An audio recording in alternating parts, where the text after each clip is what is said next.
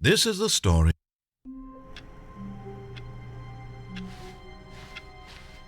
All of his co-workers were gone.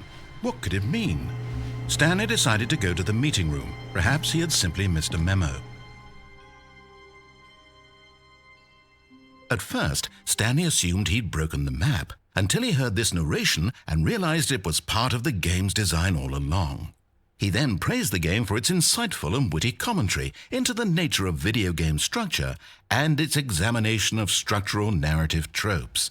So, now that you're here, what do you think? Isn't this a fun and unique place to be? Why don't we take a minute just to drink it all in? Okay, I'm over it now. What do you think? Are you sick of this gag yet?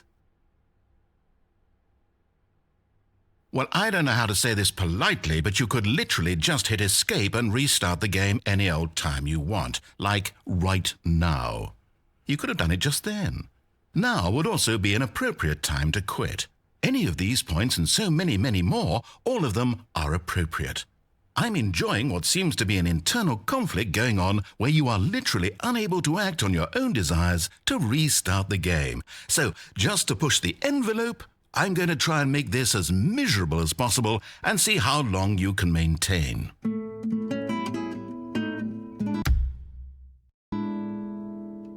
There once was a man named Stanley, who people considered so manly. But the truth must be told, he was not very old and was quite particularly gangly. What Stanley liked most was buttons. He pushed them like some kind of glutton. He did it all day in a meaningful way, but his brain had long ceased to function. Which is why he is in this parable and lives an existence quite terrible. And if you are not strong and keep playing along, you too will become quite unbearable. Yes. You too will become quite unbearable.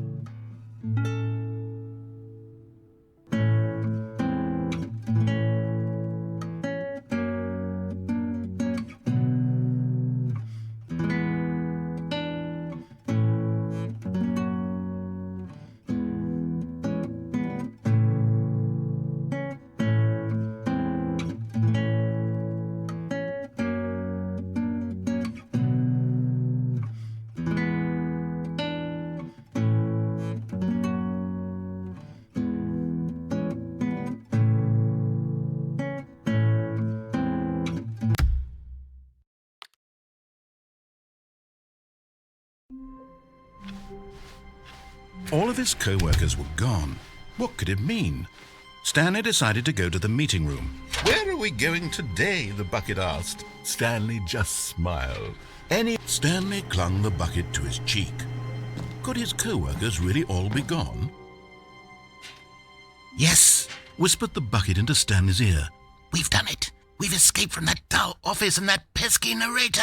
At last, out here in the white void, we are alone. Now, and for the first time, I can reveal to you my true self. The bucket began to tell Stanley of its life and its history, of the countless wars it witnessed, desecrating the land and lives of untold numbers of innocent humans, and the bucket's own complicity therein, of sadness and regret, and the many years it spent dwelling on the actions it might have taken to curb the madness and the decay, if only it had been stronger, of hope and redemption, and its crusade to uplift the stock of life for the common man, to manifest justice where none existed, and the bittersweet reality of time, to see one's dreams and wishes met halfway, meted out in parcels like charity, and abandoned as soon as the warm glow of inspiration begins to dim. The opportunities to do so much more. There was so much it could have done, perhaps, the bucket wondered to itself. Perhaps if it had seen its own darkness with a clearer perception. This was way too much for Stanley. What are you talking about? He screamed. You're a bucket! To this, the bucket furrowed its brow. No, said the bucket. Not since the evil wizard Gambhorata first ensnared me in his machinations as payback for the sacred amulet I stole from his treasured vaults. I was young back then and could not conceive the ramifications of... No! Stanley screamed even louder this time. This is stupid! You are a bucket! This is so stupid! Why are we even doing this? As Stanley screamed and screamed and screamed, the bucket revealed its true form, transforming into a mighty beast of untold power, its fangs glistening like...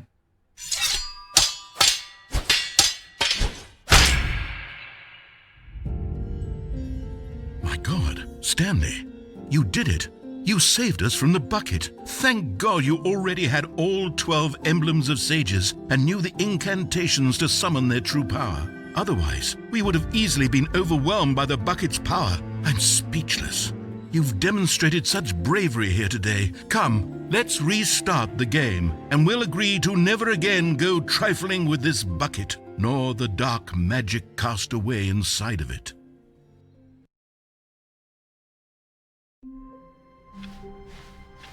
All of his co-workers were gone.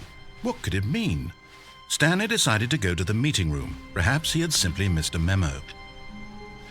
A good bucket, a strong bucket, a humble bucket, a committed bucket, a bucket of culture and distinction. Stanley clutched the bucket tightly to his chest and entered the door on his left. This was not the correct way to the meeting room, but Stanley had felt the bucket calling to him, telling him that the employee lounge was simply the place to be.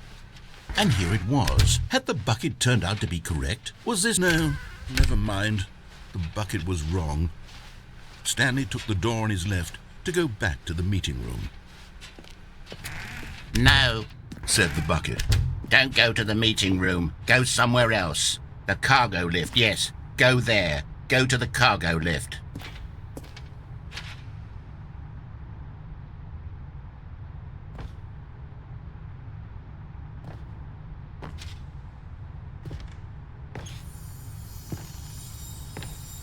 And there it is, the last Stiggly Wiggly. Savor this moment, Stanley. This is a real accomplishment. This is doing something just for the sake of doing it. Where so many people expect to be rewarded for the most trivial achievements, you've insisted that a job well done is its own reward. I would tell you that I'm proud of you for collecting them all, but that would be like a reward, and we can't have that. So, instead I'll just say, it's done.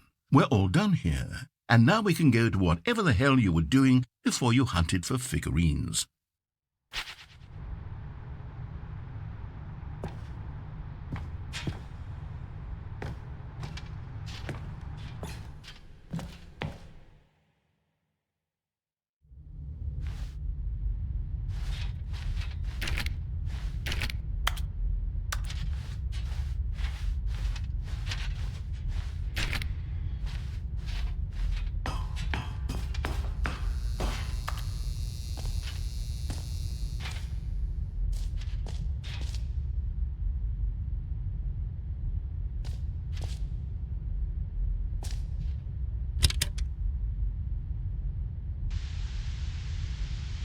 Okay, this is day number 295, tape number...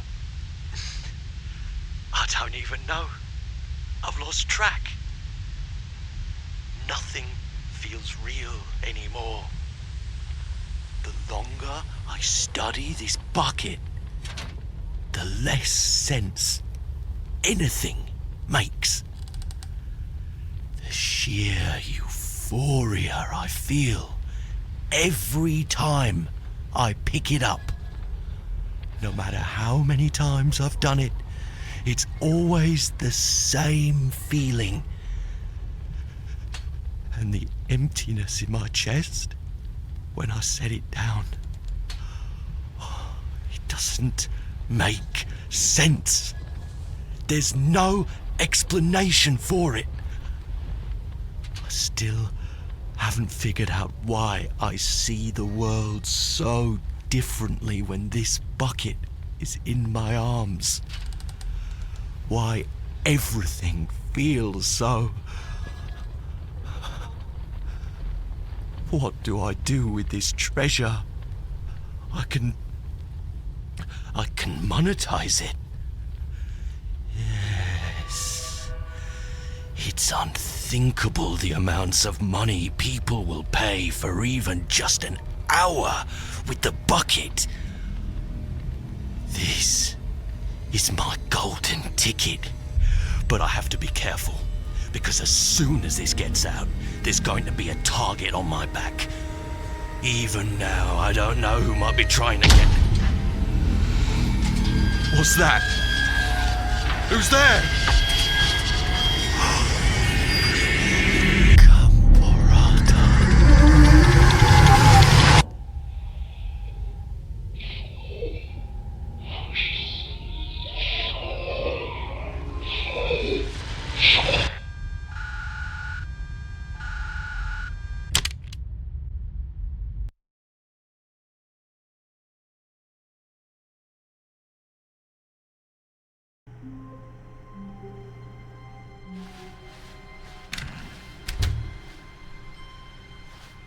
Stanley, I'm sorry, but I have to put a pause on things. It's those figurines, those figglers. I haven't stopped thinking about them since you nabbed every last one. Wasn't it just the most intrinsically fulfilling moment of your entire life? Didn't it fill you to the brim with inner richness? Yes, I know we're supposed to be telling a story, but won't you please indulge me with one more trip back to the memory zone? I would love nothing more than to revisit the figurines. Just one more time.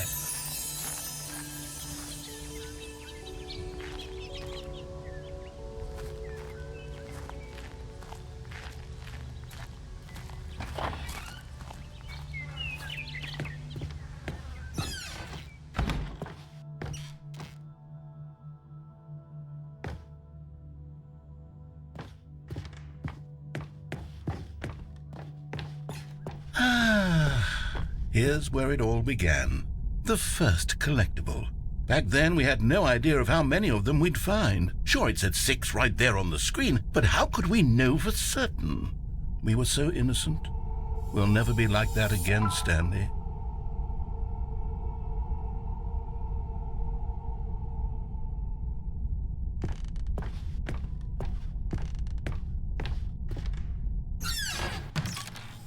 And here was a second Stanlerine. You found this one all on your own, just by poking around in the boss's bathroom. You did that, Stanley. I'll be honest. Back then I had no faith in you to find any of them, let alone 6. But you continue to surprise me in all sorts of mundane, unremarkable ways.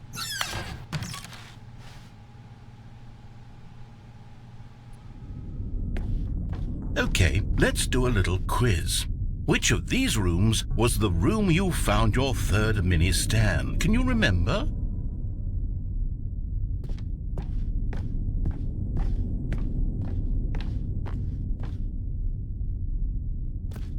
No. Under the stairs was the 4th place you found a Figanley, not the 3rd.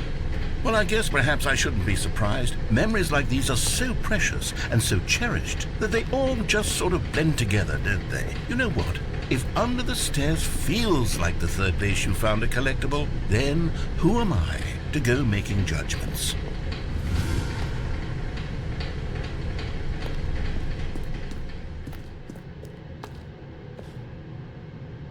Let's see, what came next?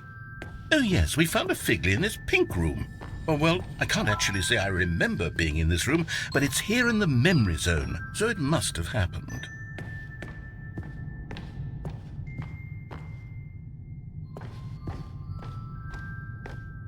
This was the 5th mini Stan, and this one was really something special. It was by the red and blue doors. I remember it so clearly. In fact, because this one is particularly special to me, I made a little video to commemorate the occasion. Enjoy.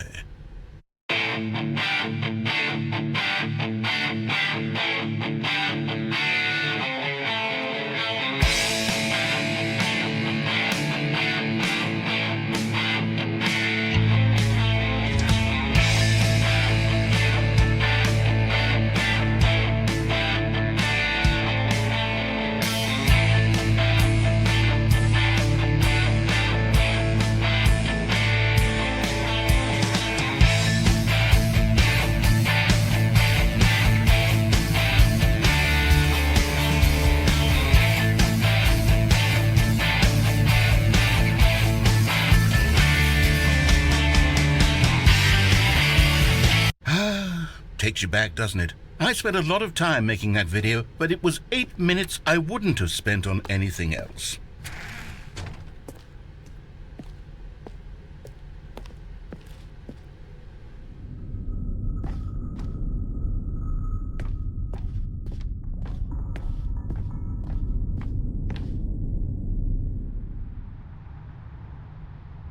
And then, Stanley, we came to the last collectible, the final figurine, right here in the warehouse. This memory is the most distinct and clear in my mind, perhaps because it was the one that happened more recently than all the others. Who can truly say how the mind works? All I know is that this is the moment where you picked up a Figly and I thought to myself, yes, that's all of them. They're all collected. It was a moment unlike any other. Except for the other moments picking up figurines, which it was exactly like.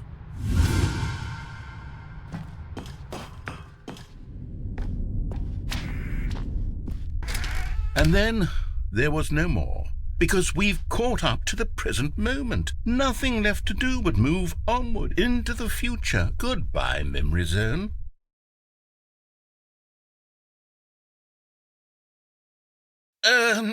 No, I'm not done. I'm not ready to move on. Stop the loading screen. Isn't there some way we can stay here, keep enjoying these figurines? Let's just go backwards. We'll do the memory zone again from the opposite direction. See how that feels.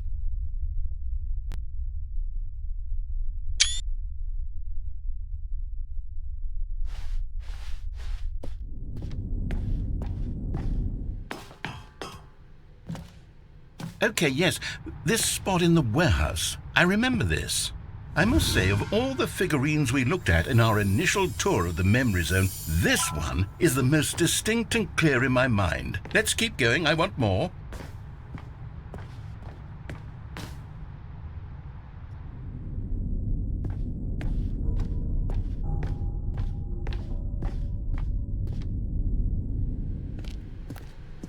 And here's where I made that video. Don't you remember the video we watched?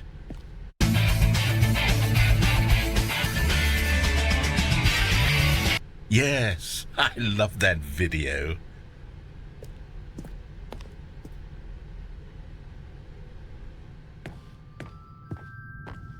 Still don't remember the pink room, Stanley. Still no memory of this one. Good room, though. A solid room.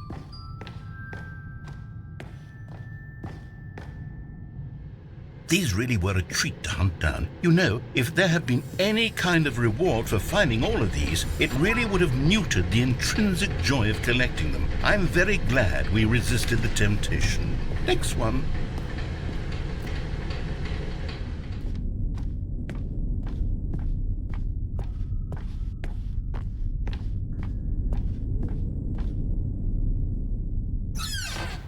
This was our second Figly. Don't you remember? Yes, I remember it too.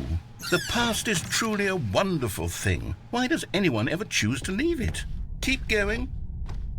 This is it. The very first one we found in the exhibit where I introduced you to the figurines. Oh, I want more memories, Stanley. I want to keep going. What else is there? What came before this?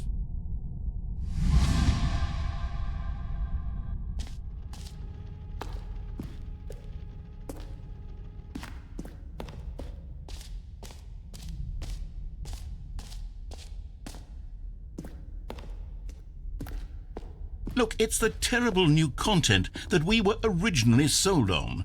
I remember hating it back then, but time does put a rosy filter on everything. In fact, I dare say I'm actually quite fond of it now. Look how much fun the past is. I want more. More memories.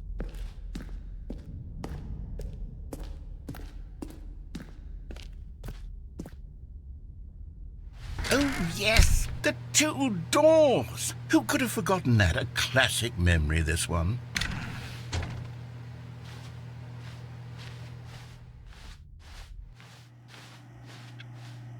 And before everything else, there was your office. Is there anything else? Was there something that came before your office?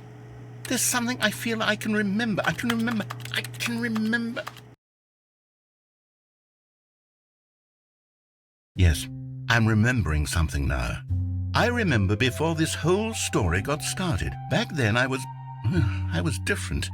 I used to make big decisions. I was passionate. I was skeptical. I weighed each decision with profound thoughtfulness. And then somewhere along the way, I stopped making decisions. I became lazy, and I came up with a character named Stanley to do my thinking for me. He would make the decisions. He would decide which way to go. I would cheer him on as he collected figurines for no reason. Why did I invent Stanley? Was I lonely? Yes, perhaps that's it. Perhaps I needed to imagine I had companionship.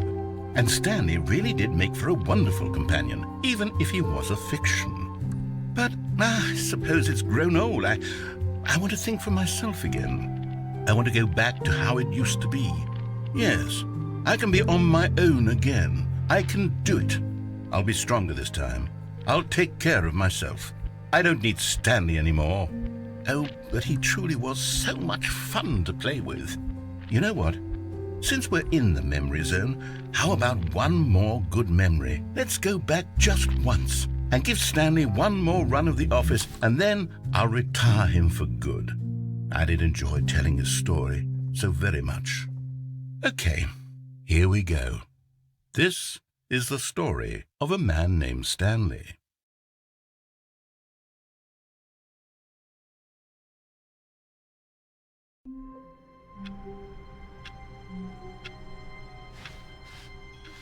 All of his co-workers were gone. What could it mean? Stanley decided to go to the meeting room. Perhaps he had simply missed the embrace of an old friend, a weathered companionship that stands the test of time. Stanley clutched the bucket tightly to his chest. This was not the correct way to the meeting room, but Stanley had felt the bucket calling to him, telling him that the employee lounge was simply the place to be. And here it was. Had the bucket turned out to be correct? Was this... No, never mind. The bucket was wrong. Stanley took the door on his left to go back to the meeting room. No, Said the bucket. don't go to the meeting room. Go somewhere else. The cargo lift, yes.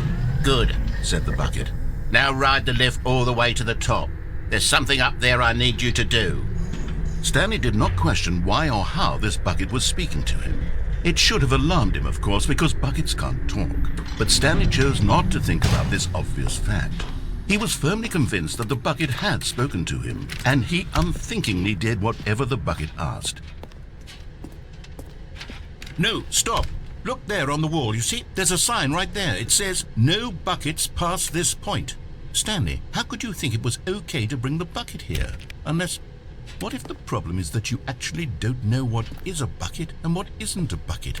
I suppose that would explain a lot about your behavior up to this point. Which, if that's true, well, my goodness, I think we have to do something about it. This misunderstanding could have dire consequences on the entire rest of the game if not addressed quickly and properly. So much of the impact of the story is dependent on your understanding of what is and isn't a bucket. Please, step in here for a moment.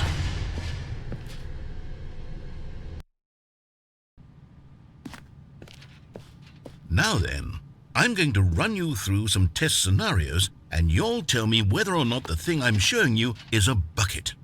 Simple enough, right? This should tell us everything we'll ever need to know about what is or is not a bucket. Okay, let's begin. Item 1.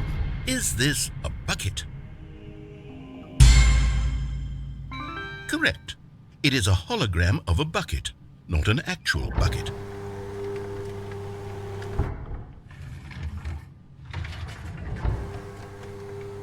Item 2. Is this a bucket? Correct. It is a 3D printed recreation of a bucket, not an actual bucket.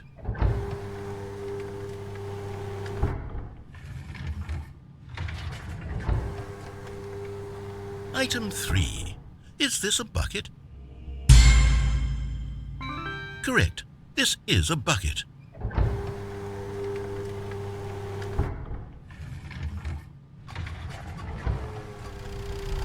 Item 4. Is this a bucket? Are you hallucinating? This is a tractor. It's an enormous machine that tills the earth. I thought this was a gimmick. How on earth did you manage to screw it up? Absolutely incredible. Let's just move on to the next one.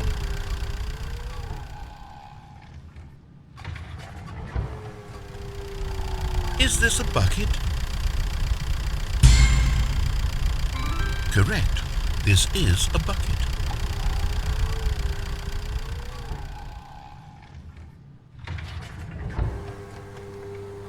Item 6.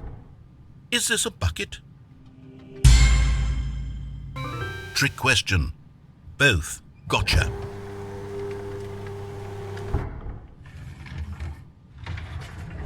Item... Wait, hold on. I can't find the next one. Let me see. It should be around here somewhere.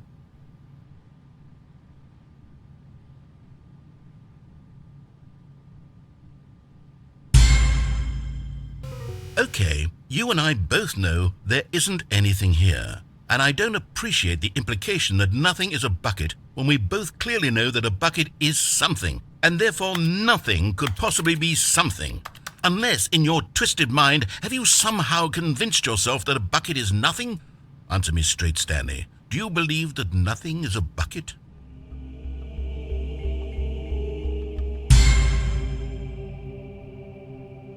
You know what?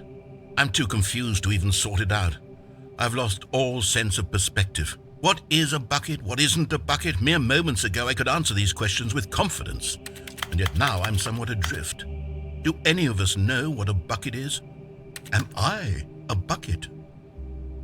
Stanley, I can't keep doing this. I'm losing myself, and myself was all I ever had to begin with.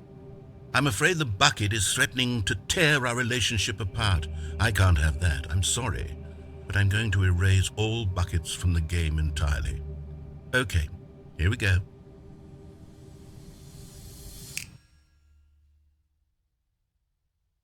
What happened? Is everything gone? Why did everything disappear? Wait, was everything a bucket? Every single thing in the game was a bucket. Oh my God, I had no idea. How could... Except me. I'm not a bucket after all. And you, Stanley, you're still here. You're not a bucket either. Oh, this is wonderful news. We're not buckets. Yes, I actually feel much more at ease right now. It's delightful to get some clarity on that issue, but it doesn't change the fact that we haven't got a game. So, tell you what, I'll reset everything and we'll put back all of the buckets, okay? And we'll know that it's all a bucket. But if you run into anyone else, maybe don't mention that. Who knows what that information might do to a person? All right, here we go.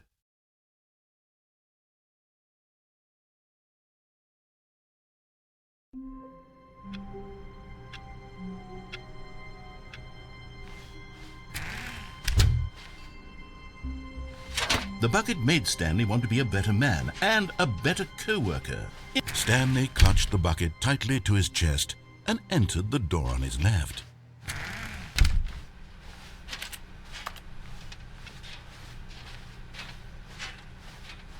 Still no one was here. Stanley needed the bucket's warmth and comfort now more than ever. Perhaps his boss's office was where he'd find answers. Coming to a staircase, Stanley and the bucket walked upstairs to the boss's office.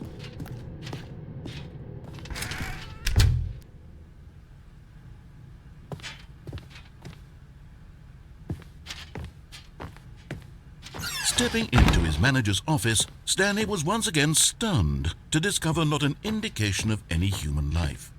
Crushed by the weight of this revelation, Stanley may have broken down into an emotional dumpster fire if not for the soothing presence of the bucket. Even now, in his darkest of...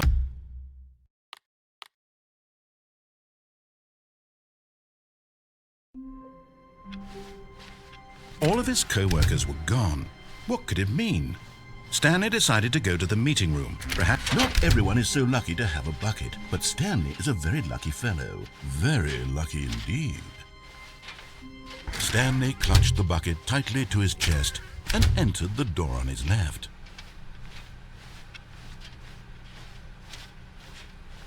Still no one was here. Stanley needed the bucket's warmth and comfort now more than ever. Perhaps his boss's office was where he'd find. Coming to a staircase, Stanley and the bucket walked upstairs to the boss's office.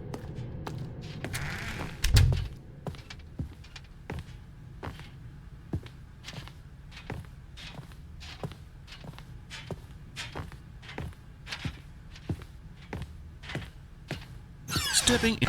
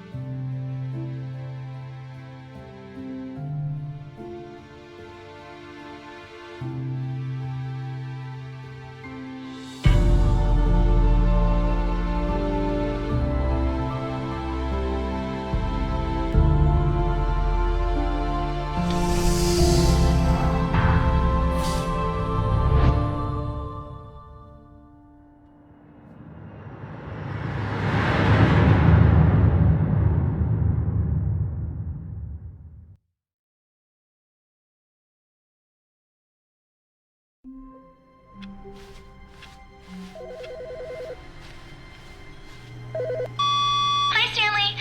Just wanted to leave you a message to let you know there's a few things I need you to pick up on your way home from work today.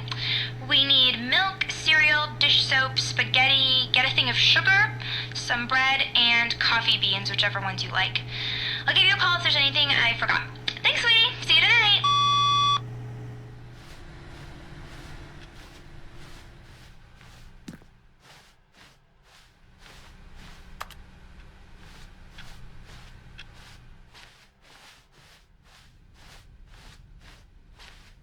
When Stanley came to a set of 2 open doors, he entered the door on his left.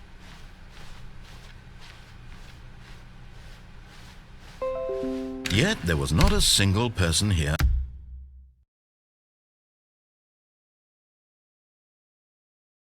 either.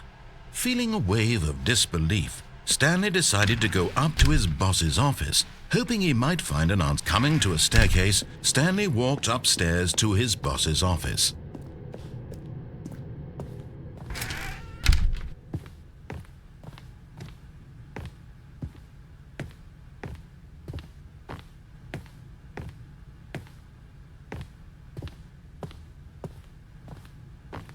Stepping in...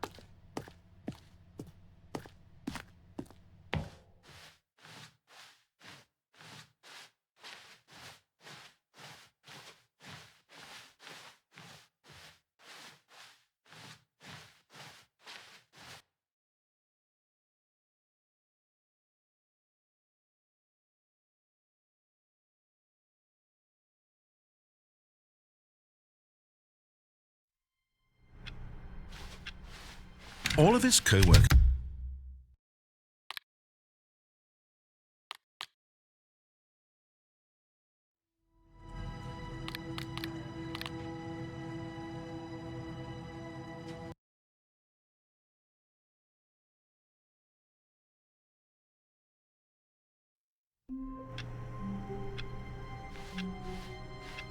All of his co-workers were gone. What could it mean? Stanley decided to go to the meeting room. Perhaps he had simply missed a memo.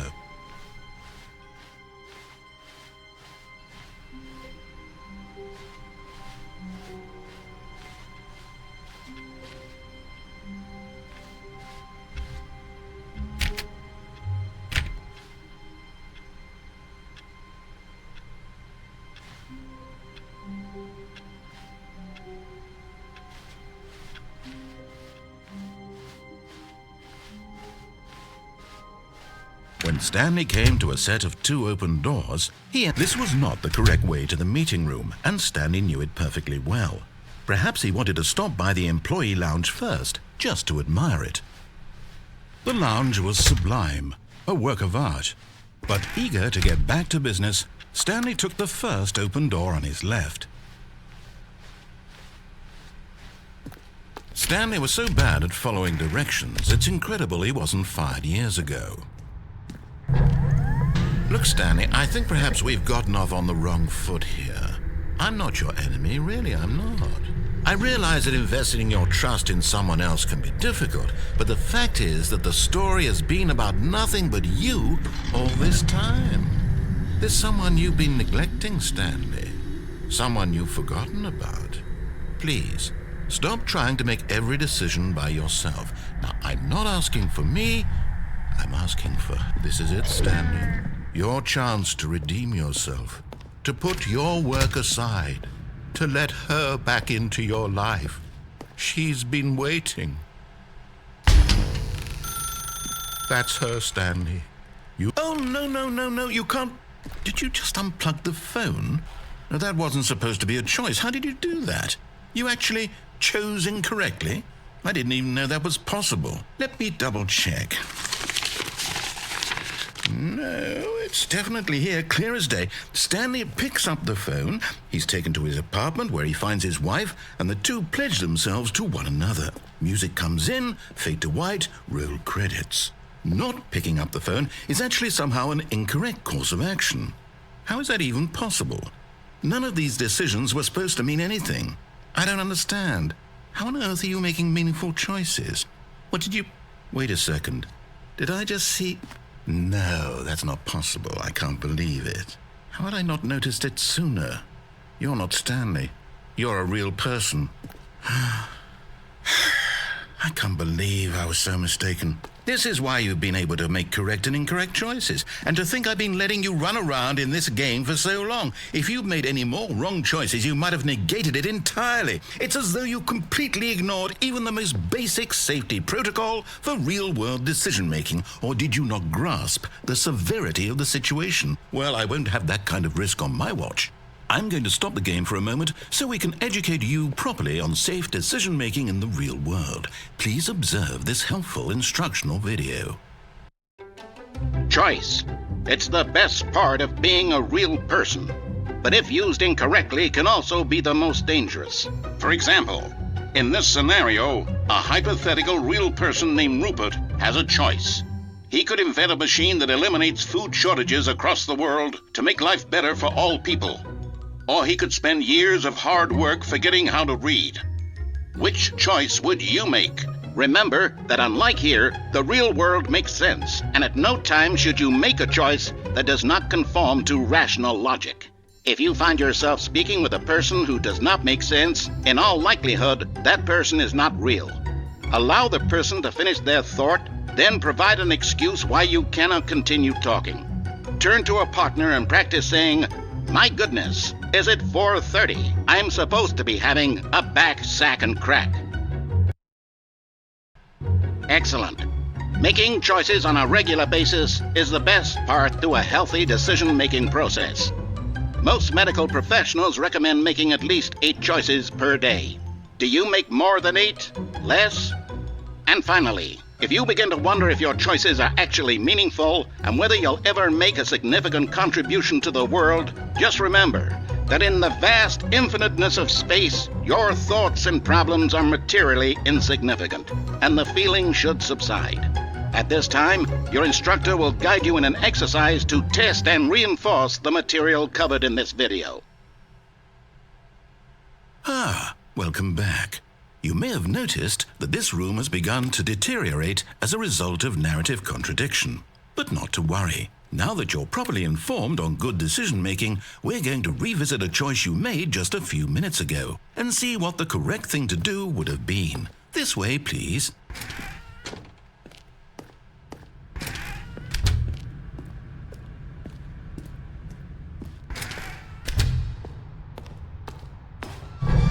Now that we know your choices are meaningful, we can't have you jumping off the platform and dying.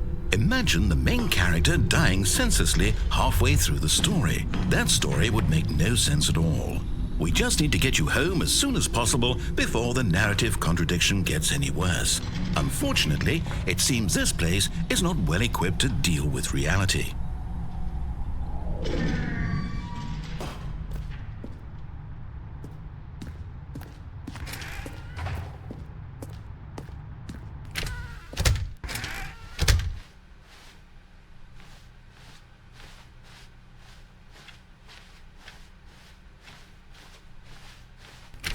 Almost there. You'll take the door on the left, back to the correct ending, the story will have resolution once again, and you'll be home free in the real world. Now remember, all you need to do is behave exactly as Stanley would. That means choosing responsibly and always putting the story first. I'm quite sure you'll be up to the task. Just follow my lead and you'll be fine. All right. When Stanley came to a set of 2 open doors, he entered the door on his left. No! Why did you do that? Quickly, hurry back in the other direction. Perhaps we're not too late.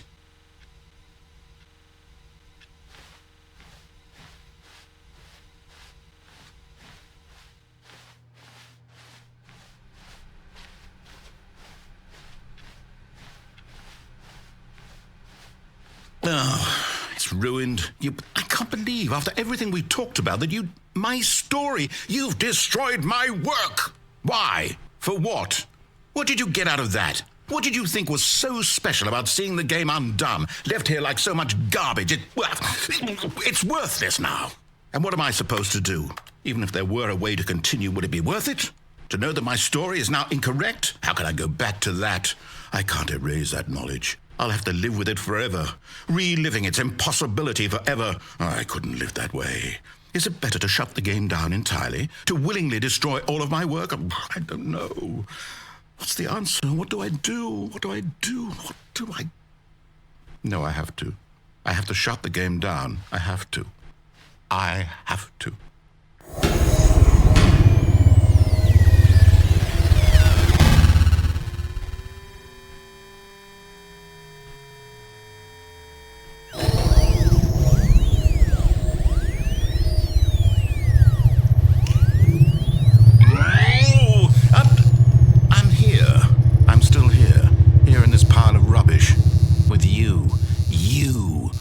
Thought you were so clever. Now look where we are.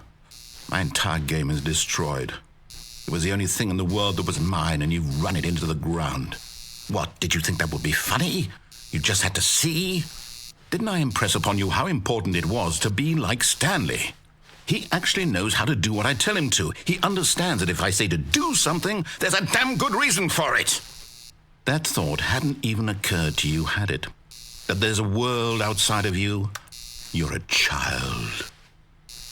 Oh, my story. If you'd just gone through the door on the left, you would have seen it. There was a whole underground facility. You would have destroyed it and been victorious. It would have been so perfect. I worked so hard on it. I tried so hard to make... behave exactly as Stanley would. That means choosing responsibly and always putting the story first. I'm quite sure you'll be up to the task. Just follow my lead and you'll be fine. All right. When Stanley came to a set of 2 open doors, he entered the door on his left. No! Why did you do that? Quickly, hurry back. Behave exactly as Stanley would. That means choosing responsibly and always putting the story first. I'm quite sure you'll be up to the task. Just follow my lead and you'll be fine. All right. When Stanley came to a set of 2 open doors, he entered the door on his left.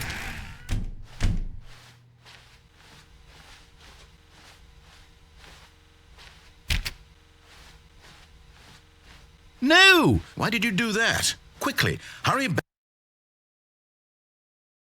Behave exactly as Stanley would.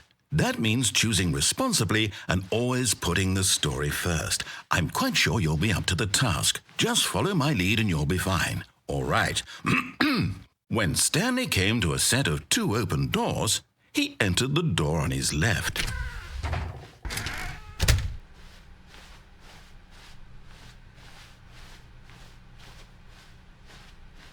Yet there was not a single person here either. Feeling a wave of disbelief, Stanley decided to go up to his boss's office, hoping he might find an answer. Coming to a staircase, Stanley walked upstairs to his boss's office.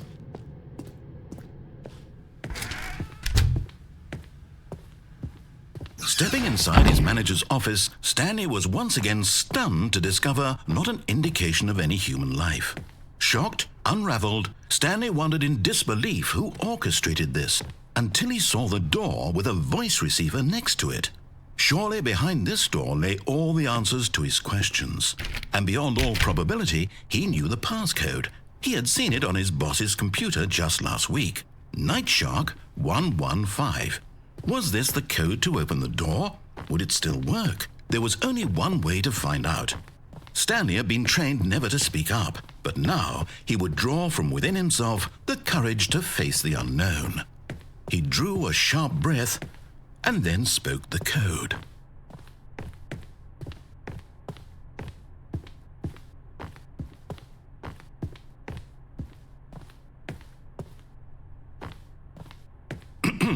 Stanley spoke the code.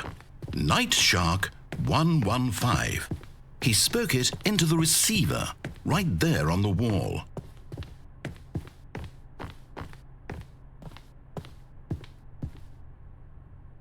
I'm sorry, is there a problem? You didn't mishear me, did you? Please speak the code into the receiver.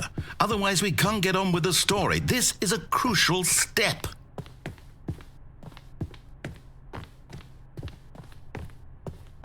Okay, fine. You're not going to do it. But you know what? It's pretty humiliating to bring you this far, only for you to suddenly decide you have better things to do. I asked you for this one single thing, for your respect. The kind of respect Stanley shows for his choices. He knows what it means to take a story seriously. If you didn't want to see what I had to show you, then why did you come here? You had a choice, you know. You could have gone through the door on the right. You could have done whatever the hell you wanted over there. Why did you come this way? Speak. Say something to me. Explain yourself, you coward. You... When Stanley came to a set of 2 open doors, he entered the door on his left. Stanley? Hello? Are you... Is everything okay? Stanley, please. I need you to make a choice. I need you to walk through the door. Are you listening to me? Can you hear me? Is everything all right? Stanley, this is important. The story needs you. It needs you to make a decision. It cannot exist without you. Do you understand me? Whatever choice you make is just fine. They're both correct. You cannot be wrong here. We can work together. I'll accept whatever you do. I simply need you to take that step forward, please. Choose. Do something. Anything. This is more important than you can ever know. I need this. The story needs it. So, you hear me? Are you there? Are you listening to this? Stanley, are you there? Okay. It's okay, I can wait. You need time to decide. Time to make sure your choice is correct. That is the best choice. That's all right. I'll wait for you to decide what's the right thing to do. Take as much time as you need.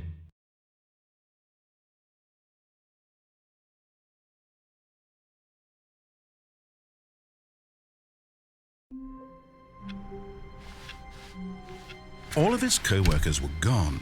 What could it mean?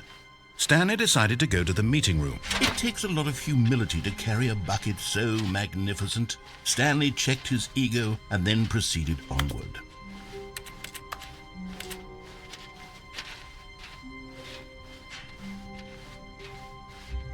Stanley clutched the bucket tightly to his chest. This was not the correct way to the meeting room. But Stanley had felt the bucket calling to him, telling him that the employee lounge was simply the place to be. And here it was. Had the bucket turned out to be correct? Well, no, never mind. The bucket was wrong. Stanley took the door on his left to go back to the meeting room. No, Said the bucket. don't go to the meeting room. Go somewhere else. The cargo lift, yes. Good. Said the bucket. Now ride the lift all the way to the top. There's something up there But Stanley feared that any path he walked might lead to the separation of himself and the bucket, his dearest friend. So he threw himself to his death, that they might die in one another's arms. How deeply touching.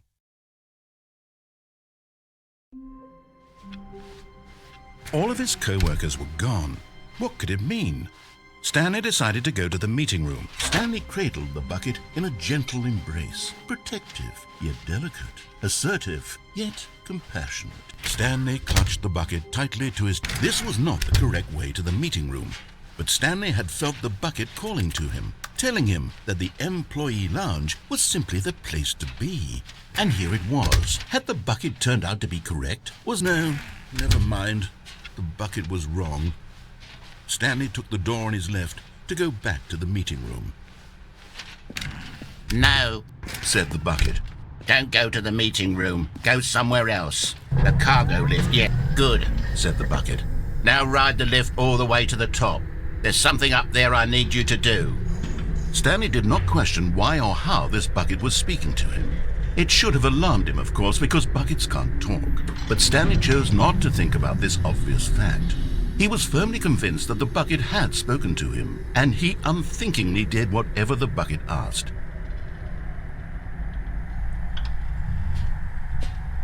In here, said the bucket. go into this dark room over here. Stanley once again obeyed blindly. Now pick up the... Whoa, hold on. Why did you unplug the phone? Were you trying to resist the bucket's orders? Stanley, I was joking. Obviously, the bucket isn't talking to you and telling you to do things. Buckets can't talk. It was a joke. Don't you get the joke? It's funny, Stanley. A talking bucket. Can't you see? Oh, goodness. I must have really bungled up the delivery if you actually took me seriously. Where did I mess up the joke? Should I have paused for longer or spoken quicker? Comedic timing is so difficult. I wish I were better at it. But there isn't exactly an instructional video on comedy that one can watch to fully... Oh, wait, yes, there is. It's sitting right here. Let's take a look. What is comedic timing? What is comedic timing? How does it work? How long should it last? How can it be used to effectively silence your political enemies? And more importantly, can it be taught in its entirety within 90 seconds? Thankfully, the answer to all of these questions is yes. Let's dive deeper. If you've ever told a joke or made someone laugh, in all likelihood, you did it while standing 50 to 80 centimeters from them in a room of no more than 76 degrees Fahrenheit, with one of your arms raised straight upward at a 15-degree angle from your body. These are the optimal conditions for good comedic timing. To begin the joke, start by stating and spelling your name. Next, provide a brief synopsis of the joke, including the specific times at which the recipient of the joke will laugh, and then spell out your name a second time. With these steps complete, it's time to begin the humor. Speak the entire joke in no more than 18 seconds and no less than 13 and a half, pausing only for bathroom breaks when necessary. When the joke has concluded, it is customary to inform your listener that the joke is over by declaring in your loudest possible voice, "I'm Dunny with the funny." Let's practice screaming, "I'm Dunny with the funny" now. Good. This saying is a perfect example of expectations management, which is the cornerstone of good comedy. Finally, it's time to hand out surveys. Collecting hard data from your audience on how rapt they were throughout the joke is the only way to grow or learn as a comedian. An effective survey should be no less than 10 pages long and should include the same question reprinted several times, just to ensure the survey taker is actually paying attention and not simply filling in answers at random. And that's all there is. With these strategies at your disposal, you'll have audiences doubled over in laughter and even tripled over in laughter in no time at all. Just remember to let them stop laughing at some point, you gut-busting little scamp. After all, we're each of us needed on the front lines of the war to fight the 12-legged invader who threaten our very existence and who very likely die in a hailstorm of bullets and mandibles. All of us must be prepared to give our lives to this noble cause, just as our children must do after us, and their children after them. Godspeed, and may Earth reign supreme. Hey, goodness, this video is a little outdated, isn't it? Well, no matter. I think the fundamentals of proper comedic timing are still as relevant today as they were back then. So with that in mind, I believe the only way forward is for us to return to the two doors and walk through all of this again, so I can try telling my story with more appropriate comedic delivery. Come along, let's head back.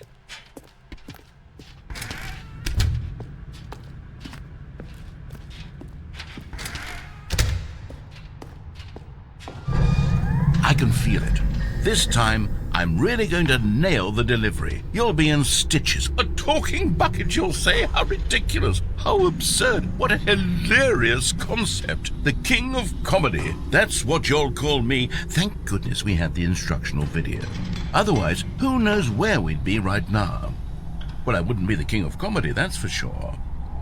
The bucket spoke to Stanley. The bucket spoke. The bucket spoke. Oh, I'll figure it out on the fly. No need to overthink things.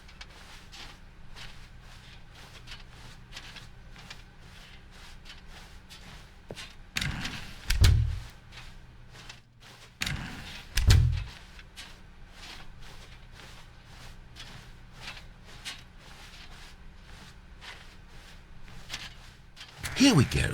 You ready? When Stanley and the bucket came to a set of two open doors, they entered the door on the left.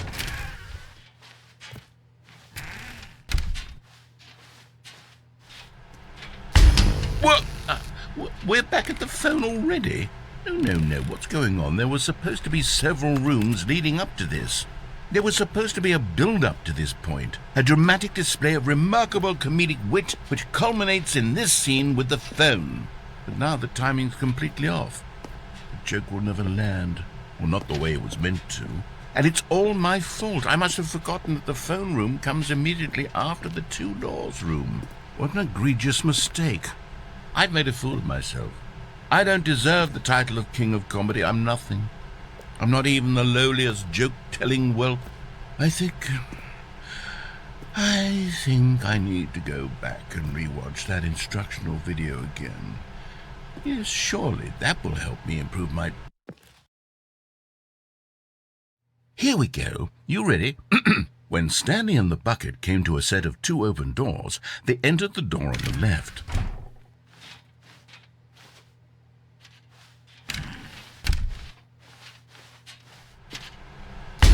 What? We're back at the phone already? No. Here we go. You ready? When Stanley and the bucket came to a set of two open doors, they entered the door on the left. No. You were supposed to go through the door on the right, leading back to the phone. Did you not even look at the instructional video? I think this is all covered very clearly. There's no way I can make the comedic timing work now. It's done. The joke is completely done and over. It's all your fault, Stanley. I'm going to be ridiculed in the community of other joke writers. I'm going to be shamed at every one of our meetings from now on. All because you couldn't watch a simple video and take a hint. Are you proud of yourself for bringing me down, Stanley? Are you proud? Stanley, you love the bucket so much it's like you... it's as though all of your other most prized possessions pale in comparison. Yes. Well, let me try that again, Stanley. I heard that you are pale with shame over how unabashedly in love with a bucket you are. No? Still not? Is it the delivery? Pale with shame. Pale with shame? Pale... What's another word to describe a bucket? Stanley, this bucket is so metal, I think I saw it playing guitar. No. We're getting away from making fun of Stanley's obsession with the bucket, which was the whole point of this. I'm no good at these jokes. I need more instructional videos. That's exactly what it is. That's what will make me the king of comedy again. More instructional videos. Let's see.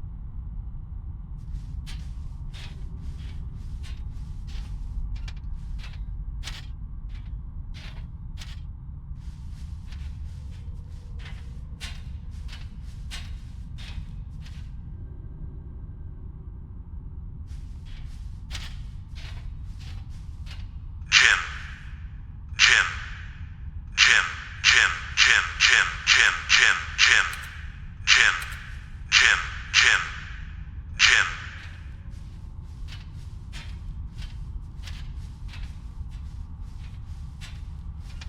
Jim, Jim, Jim, Jim, Jim, Jim, Jim, Jim, Jim, Jim, Jim, Jim.